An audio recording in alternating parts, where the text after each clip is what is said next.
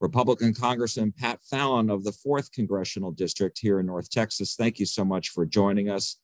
You recently returned from a visit to Eastern Europe as part of a bipartisan congressional delegation. What surprised you the most about your visit? You know, Jack, it was really eye-opening. We visited Poland, Romania, and Moldova. And what really honestly shocked me was, I mean, I knew we were going to talk to refugees, and I knew there was a refugee crisis because 10 million Ukrainians have been displaced, 6 million in their own country, and 4 million have fled and are now refugees. But the way in which Poland, Romania, and Moldova and other countries have handled it has really been remarkable. It's heart-wrenching that 10 million people are displaced. It's heartwarming on how they're being received. In Poland, there, a population of just under 40 million, 2 million people have come into that country in under a month. And there are no major refugee camps because the Polish people have literally opened their homes up to Ukrainian families that are coming over, overwhelmingly women and children. And the same in Romania. In Moldova, the poorest country in Europe, with a population of 2.7 million, have taken in 400,000 Ukrainian refugees and the same reception. It's just been really remarkable, and it's a tribute to the human spirit. How did your trip come about? The people, as you I think have seen, it's really been pretty impressive how bipartisan the Congress has approached the Ukrainian crisis and Russians and Putin's aggression. And there's really not a lot of daylight between most of the overwhelmingly mainstream Republicans and overwhelmingly mainstream Democrats. I think the White House has dragged their feet a bit on certain issues, and we can get into that specifically if you'd like. But so there was Stephen Lynch, a Democrat from Massachusetts, who's on the Oversight Committee. He's a subcommittee chair on national security. He had put a team together, and he had asked our office, probably because I'm a Massachusetts native, maybe, but he also knew, in all seriousness, that I'm on the Armed Services Committee and the Oversight Committee. So he wanted a couple of Armed Services Committee members on. He asked me and Mark Green, Dr. Mark Green, who was the first doctor, incidentally, to interview Saddam Hussein after his capture. So really great guy and a wonderful member of Congress. So there were 6 of us that went, 2 from Massachusetts, 1 from Maine, Jake LaTurner from Kansas, and myself and Mark Green.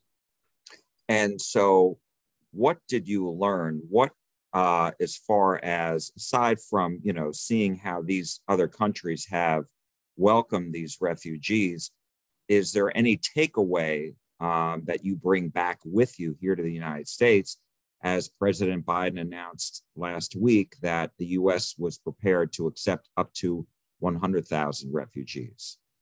Yeah, it's interesting when you go to the country and you talk to the people and their leaders, like in Poland, they are very wary of the Russians for obvious reasons, not only present day, but historically.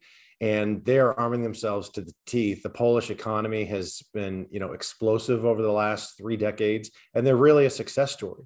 And then same in Romania. It's not as far advanced as Poland, but it's on the right path. I think the Romanian economy grew 8% last year, which is, again, really eye-opening.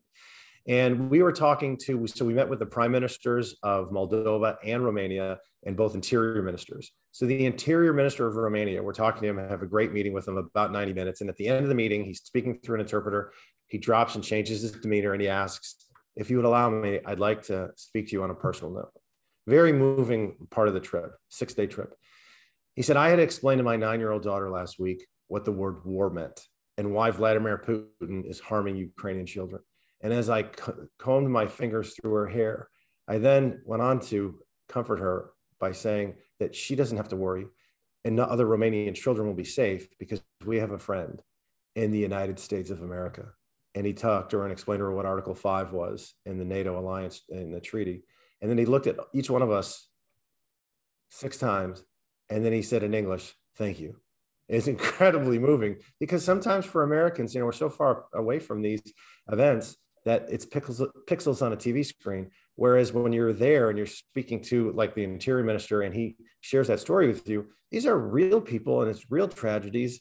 And these are real events, and policy, having the strength that the United States has does literally a world of good today and hopefully in the future. So what can and should the U.S. be doing now to further help Ukraine and perhaps some of these other countries who have accepted so many of the Ukrainian refugees?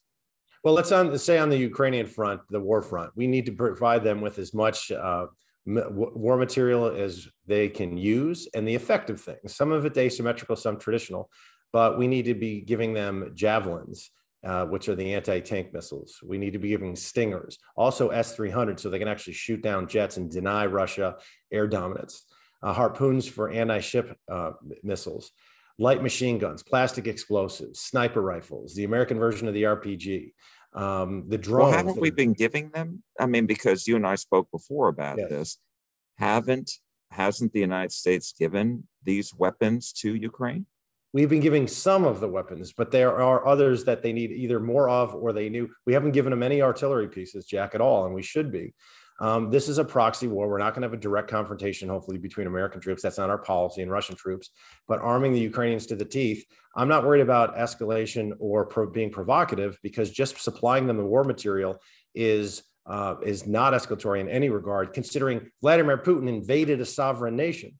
So on the humanitarian front, I personally believe these are war refugees. These are not economic migrants. That's a fact. And I personally believe 100,000 is a drop in the bucket, considering Poland took in 2 million. So I would be perfectly comfortable with the president raising that number, because these are war refugees of a friendly country that have an overwhelmingly positive view of the United States. And nearly every one of them intends to return home once the conflict is over. And what can everyday Americans be doing to help out? There are some, the Red Cross and other charitable organizations where your monies can go right and directly. And we saw that. We saw a lot of NGOs, particularly on the Romanian. We went into Ukraine for about 30 minutes. We crossed the Ukrainian border 3 different times, just on the frontier, talked to some Ukrainian frontier officials. But the NGOs at the Romanian border, there were probably, Jack, 150 of them with their tents, and they had all sorts of assistance ready, and it was all free for the refugees as they crossed over. And again, they were overwhelmingly women and children. So those kinds of organizations to donate to, always check them out, make sure they're credible, but that would be great. Also, writing and calling your members of Congress to express your feelings on the matter and to encourage the United States to continue to support the Ukraine. And when you mention NGOs, you're talking about non-government organizations. Yes, thank you for the acronym. Sometimes we start speaking in a different language up here. That being said, have you received a lot of calls? Has your office received a lot of calls about Russia's invasion into Ukraine, and what are people saying? Yeah, and it's a really neat insight, and it's a great question. So we have a northeast. The northeasternmost district in the state of Texas. It's a very conservative district, and overwhelmingly the calls and the letters and the emails that we've been getting are fully supportive of the Ukrainian people and their effort to repel the Russian invader. And it's really heartwarming to see that. And I've asked some of my Democratic colleagues what their offices are receiving, and it's largely the same. It's defend the Ukraine, because, they're a fledgling democracy. They're not a flourishing Jeffersonian democracy yet, but we've got instances, and we have to think about this in a historical context. Taiwan and South Korea, by any definition, are very successful democracies today, but it took them decades to get there, 40, 50 years.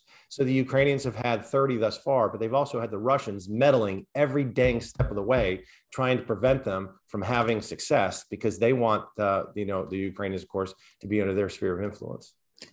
And you mentioned before that you believe that the Biden administration was dragging its heels.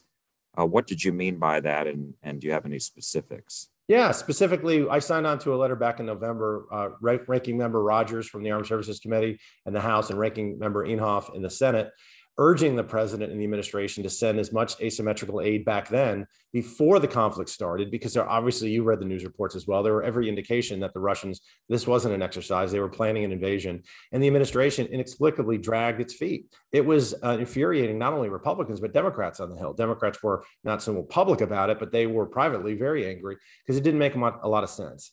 And apparently, from what we heard, was the administration, they were worried about being, of course, escalatory and provocative. But then Putin had already knew, and now we know he was planning this for months, not only just the last 4 months, probably the last 8 months, but we pretty much knew it was going to happen 3-4 months out if you were looking at all the indicators. So that's one instance. Buying Russian oil. there was a movement with, I think it was the public and Congress that really pushed the administration to cease, the Russian oil purchases as well, because we were essentially funding his war. The president still hasn't called for the Russians to be removed from SWIFT, the global electronic banking system.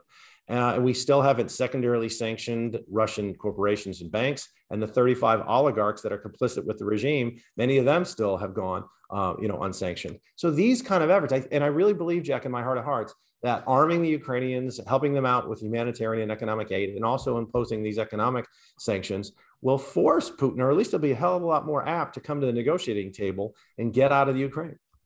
My last question to you, Congressman, is how confident are you that Ukraine is going to be able to hold on, beat back the Russians, and not fall to them?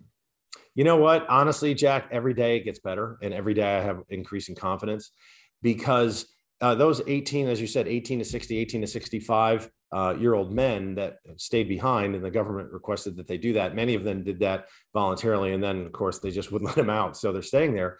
But in large measure, we're talking about the possibility of 2-3 million armed militia.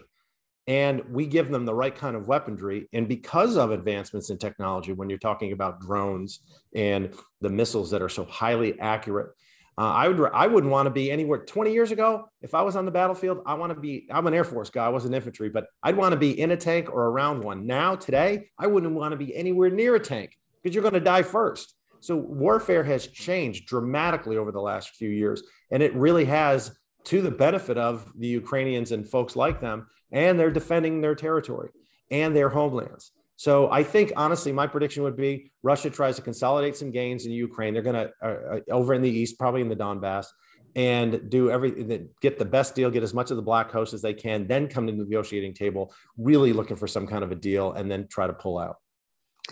North Texas Congressman Pat Fallon, thank you so much for your time and your insight about your trip. We appreciate it.